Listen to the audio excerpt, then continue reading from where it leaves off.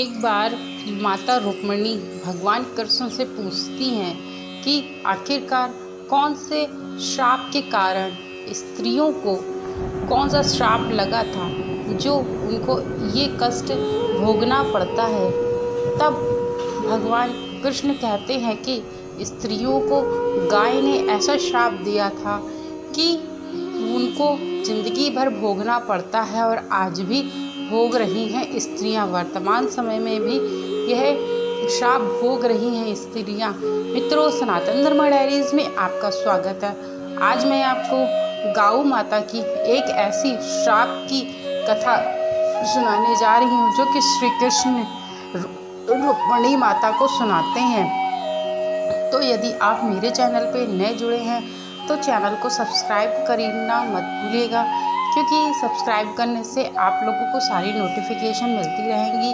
नीचे bell icon है, उसको ज़रूर से ज़रूर क्लिक करिएगा ताकि सारी नोटिफिकेशन आपको शीघ्रता से शीघ्रता प्राप्त होती रहे। तो चलिए आपको बताना शुरू करते हैं, आखिरकार गाय ने स्त्रियों को कौन सा श्राप दिया था जिस कारण से आज भी उन्हें इसका परिणाम भोगना पड़ रहा है।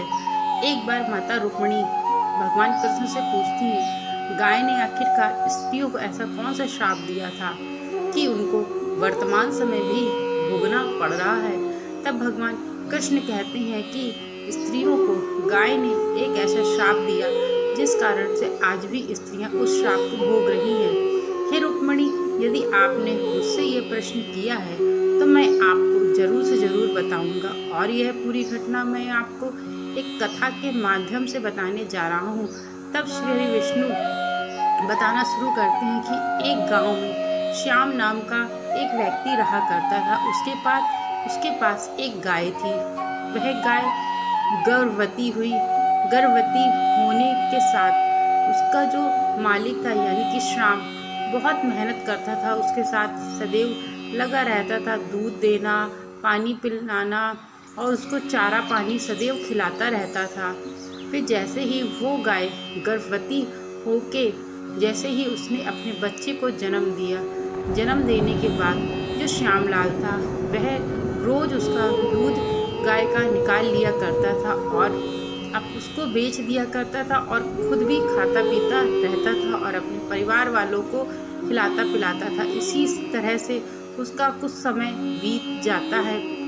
बीतने के बाद जब एक समय ऐसा आता है कि गाय दूध देना बंद कर देती है, तब गाय को वह धीरे धीरे जो सेवा किया करता था उसकी वह भी बंद कर देता है। उसको चारा पानी खिलाना पिलाना सब बंद कर देता है और एक बार तो इतना तक कर दिया कि उसको ले जाके जंगल में छोड़ आया। छोड़ करके वह गाय खाती पीती वही चारा चरती रहती थी, परंतु वह बहुत दुबली हो गई थी। इस कारण से वह बहुत बीमार रहने लगी। लेकिन फिर एक बार क्या हुआ कि उसको धीरे धीरे समय बीतने लगता है। बीतते बीतते फिर एक बार वह गाय श्यामलाल के दरवाजे पर आती है, परंतु श्यामलाल का हृदय बिल्कुल नहीं पिघलता है। उसको डंडे मार मार के खेतों की तरफ और जंगल में फिर जाके छोड़ आता है। तब वहाँ से एक स्त्री गुजर रही होती है। वह उस गाय को देखती है, देख करके फिर चली जाती है। फिर कुछ समय के बाद वह गाय थोड़ा थोड़ा स्वस्थ होने लगती। स्वस्थ होने के बाद कुछ समय बाद वह गाय जो होती है वह फिर से गर्भवती हो जाती। जब वही स्त्री वहाँ रोज जंगल से निकला करती थी घास काटने के लिए, परंतु उसे एक घास का टुकड़ा तक खाने को नहीं दिया करती थी। वही गाय जब दोबारा वह स्त्री वहाँ से निकल रही थी तो उसने देखा कि ये गाय तो गर्भवती है। कम से कम 3 से 4 महीने की वह गाय गर्भवती हो चुकी थी। उसको देख करके मन में सोचने लगती है कि इस गाय को क्यों ना मैं अपने घर ले जाऊं, और जैसे ही इसका बच्चा जन्म दे देगा ये खूब गाय दूध देने लगेगी और मैं गाय का दूध बेच कर खूब धनवान बन जाऊंगी और खूब खाऊंगी पीऊंगी। इतना सोचते ही तुरंत ही वह अपने पति को आवाज़ देती है। जैसे ही अपने पति को आवाज़ देती है तुरंत उसका पति आ जाता है, परंतु जब तक वह उसका पति आता है तब तक वो गाय वहाँ से भाग गई होती है। फिर वह गाय वहाँ से चली जाती है। फिर धीरे धीरे ऐसे ही समय व्यतीत हो जाता है, तब भगवान श्री कृष्ण कहते हैं, हे रुक्मणी, इस कहानी को तुम बहुत ध्यान से सुनना। अब देखो उस गाय के साथ क्या होता है, किस कारण से स्त्रियों को गाय ने श्राप दिया था, यह कहानी तुम बहुत ध्यान से सुनो। अब यहाँ से होता ये है कि जो गाय गर्भवती हो जाती है, तब उसके कुछ महीनों के बाद गाय बच्चे को जन्म दे देती है। और जब गाय बच्चे को जन्म देती है तो वो वहीं पर पड़ा होता है, क्योंकि उसको बहुत पीड़ा हो रही होती है गाय को, क्योंकि एक गर्भवती महिला हो या गाय हो तो उसको तकलीफ़ तो बराबर ही होती है। जानवर हो या कोई भी व्यक्ति हो, कोई भी महिला हो, जानवर हो या कीड़े मकोड़े चींटी कुछ भी हो, लेकिन सभी को दर्द उतना ही होता है जब कोई गर्भवती होता है और अपने बच्चों का जन्म करता है। कहा जाता है कि जब एक माँ अपने बच्चे को जन्म देती है तो वह मौत से लड़ कर के आई हुई होती है।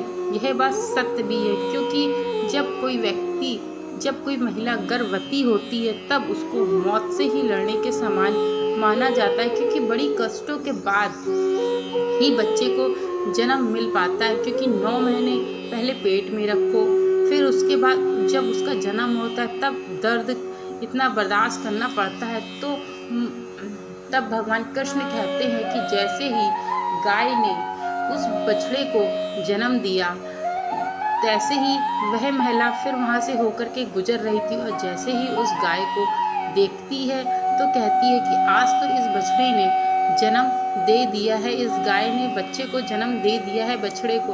अब मैं इस गाय को ज़रूर अपने घर ले जाऊंगी और मैं इस गाय को सदैव अपने पास रखूंगी जब तक इसका दूध होता रहेगा। यह सब बातें गाय सुन रही होती है, क्योंकि वो बहुत तेज़ तेज़ बोल रही होती है।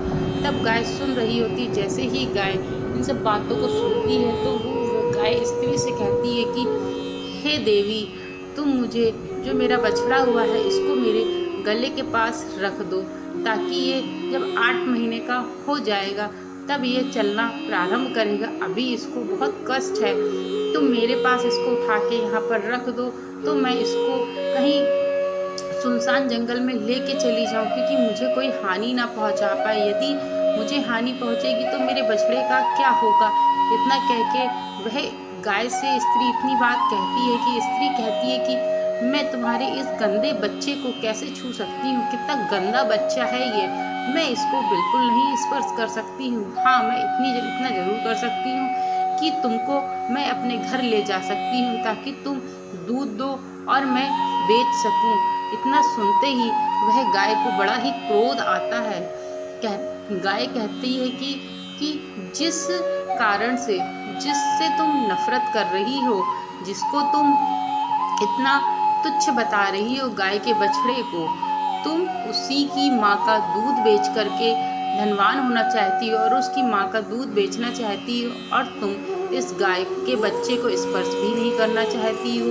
मैं तुम्हें श्राप देता हूँ, जैसे ही मेरा बच्चा 8 महीने में चलना प्रारंभ करता है, उसी प्रकार से तुम्हारा बच्चा आज से 8 महीने के बाद ही चलना प्रारंभ करेगा, और तुम चाह कर कि भी उसको 8 महीने के पहले नहीं चला सकोगी।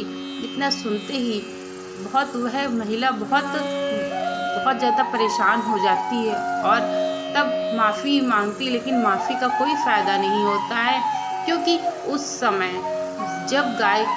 की बात है, ये पौराणिक कथा है, उस समय की बात है। श्री कृष्ण कहते हैं ये बहुत पुरानी कथा है और बहुत पौराणिक कथा है। श्री कृष्ण रुक्मणी जी से कहते हैं कि ये जब उस समय की बात है, बहुत प्राचीन है। उस समय गाय जो तुरंत चल नहीं पाती थी, जबकि मनुष्य का बच्चा जैसे ही पैदा होता था तुरंत ही चलने लगता था। इसी कारण उस स्त्रियों को बहुत अपने पे घमंड था। उसी समय से जैसे ही गाय श्राप देती है कि आज से जब तुम्हारा बच्चा 8 महीने का हो जाएगा उसके बाद ही चलना प्रारंभ करेगा। जिस तरीके से मैं परेशान हूँ इसी तरीके से तुम भी परेशान होगी। अपने बच्चे का मलीन साफ़ करोगी, सब कुछ साफ़ करोगी, उसके बाद तुम्हारा बच्चा बड़ा होगा और चलना प्रारंभ करेगा। और आज से मेरा बच्चा, गाय का बछड़ा जैसे ही पैदा होगा तुरंत ही चलना प्रारंभ करेगा।